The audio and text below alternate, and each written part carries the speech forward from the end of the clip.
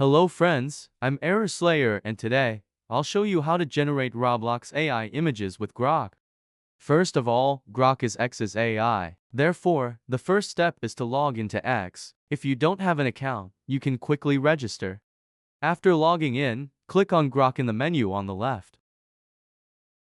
Then click the Create Images button. Now you need to describe what kind of image you want to be created. I've described it briefly because I'm using it as an example. A longer and more detailed description might yield more effective results. Click the Send button when everything is ready. The process of creating the image doesn't take very long.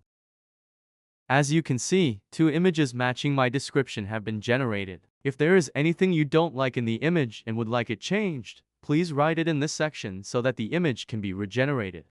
To download the image, hover your mouse cursor over the image you want to download and click the download icon that appears below the image. The image was downloaded successfully. I hope this how to generate Roblox AI images with Grok guide video was helpful. If so, don't forget to subscribe to the Error Slayer YouTube channel and like the video. Have a good day.